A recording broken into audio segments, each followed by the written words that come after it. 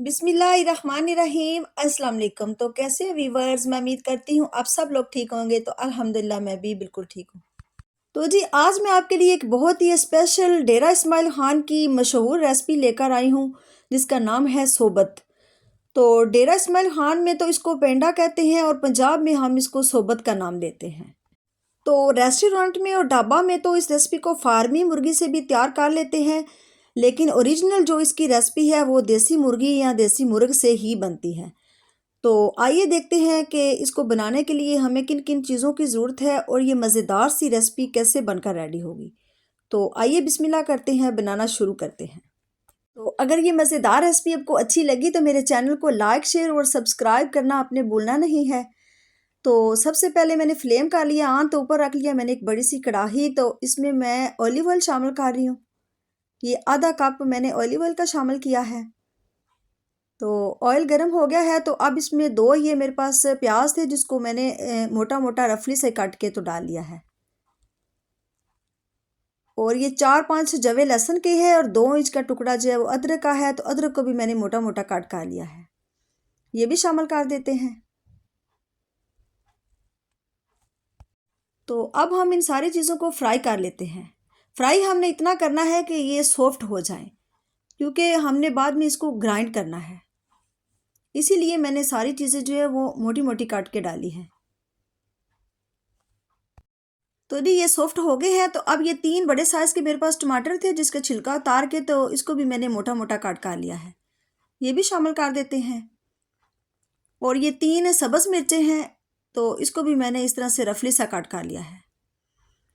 तो अब थोड़ा सा इन दोनों चीज़ों को भी फ्राई कर लेते हैं। तो जी ये फ्राई हो गया है, अच्छे से सॉफ्ट हो गई है सारा। तो अब मैं इसको एक जग में डाल के तो इसको मैं ग्राइंड कर लूँगी। तो आप लोग इसको कूनी डंडे में भी कूट सकते हैं और मशीन के साथ भी ग्राइंड कर सकते हैं। तो मैं इसको मशीन के साथ ग्राइंड कर लूँगी। तो अब इसी ऑयल में ये मेरे पास 1 किलो देसी मुर्गी है जिसको मैंने अच्छे से वॉश कर लिया है। तो अब इसको फ्राई कर लेते हैं।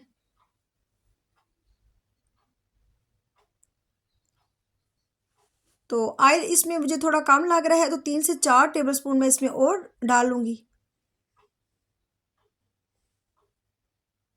ये मैंने 3 से 4 टेबलस्पून ऑलिव ऑयल के और डाल दिए हैं। तो अब इसको अच्छे से फ्राई कर लेते हैं। तो अब ये जो मैंने मसाले ग्राइंड किए थे ये भी सारे शामिल कर देते हैं।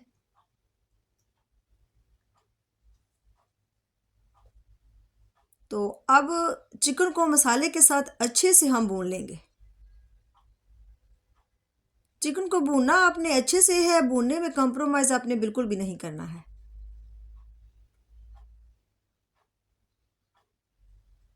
तो मैं इसको कढ़ाई में बना रही हूँ। तो आप लोग अगर कुकर में बनाना चाहें तो आप प्रेशर कुकर में भी इसको बना सकते हैं। तो अब ये 1 टीस्पून मैंने नमक का डाला है और हाफ़ टी स्पून हल्दी पाउडर, हाफ़ टी स्पून से थोड़ा कम जो है वो कुटी लाल मिर्च और 1 टीस्पून सूखा धनिया और ये हाफ़ टी स्पून है कश्मीरी लाल मिर्च। तो स्पाइसेस सारे जो है वो आपने अपने टेस्ट के मुताबिक डाल लेने हैं। तो वैसे तो इस रेसिपी में आम जो हम रूटीन पे हांडी बनाते हैं उससे डबल मसाले स्पाइसेस इसमें डाले जाते हैं तो ये मज़े की लगती है। लेकिन मेरे घर में बहुत कम स्पाइसेस खाए जाते हैं तो इसलिए मैंने बहुत कम डाले हैं। तो आप लोगों ने अपने हिसाब से डाल लेने हैं। तो अब मसालों को और चिकन को अच्छे से मैं भून लूँगी। तो जी चिकन को मैंने अच्छा सा भून लिया है। ये तकरीबन मैंने 20 से 25 मिनट इसको बुनाई की है मैंने इसकी। तो अब मैं इसमें पानी शामिल कर दूंगी। ये मैंने 1 जग शामिल किया है और 1 जग से थोड़ा कम मैं और इसमें ऐड करूंगी। तकरीबन पौने 2 जग मैं इसमें पानी के शामिल करूंगी।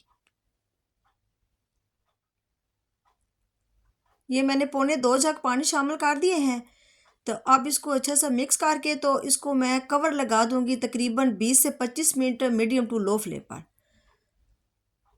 ताकि जो हमारा शोरबा है वो अच्छे से पक जाए। तो जी ये तकरीबन 20 से 25 मिनट हो गए हैं। तो सालन हमारा रेडी है। तो अब इसमें मैं डाल दूंगी हाफ़ टी स्पून कुटा भुना ज़ीरा और हाफ़ टी स्पून गरम मसाला।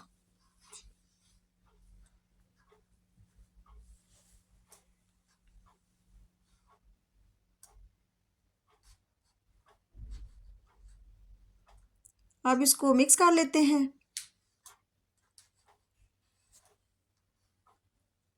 और ये फ्रेश कटा सब्ज़ धनिया है, ये भी शामिल कर देते हैं।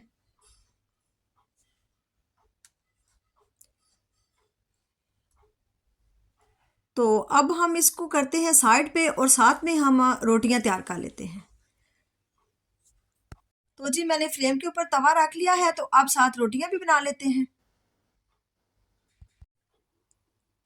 तो जी ये मैंने रोटी को बेल लिया है, तो अब तवा भी हमारा गर्म हो गया है, तो अब हम पका लेते हैं। तो रोटी जितनी पतली होगी उतनी ही ये रेसिपी मज़े की लगेगी। ये एक साइड पक चुकी है, तो हम चेंज कर लेते हैं साइड इसकी।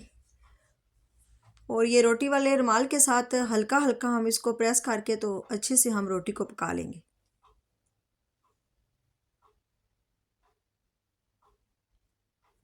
तो ये पक चुकी है, तो अब हम इसी तरह और भी बना लेते हैं।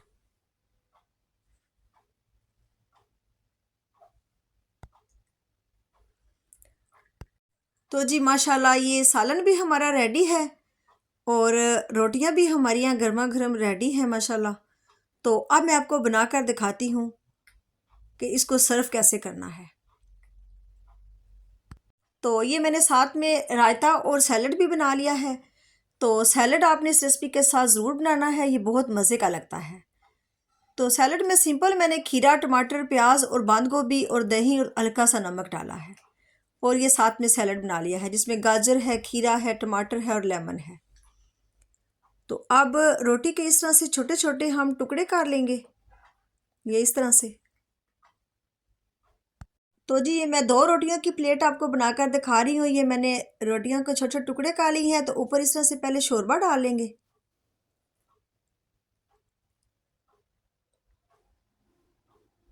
तो अब ये चिकन भी मैंने ऊपर डाल लिया है।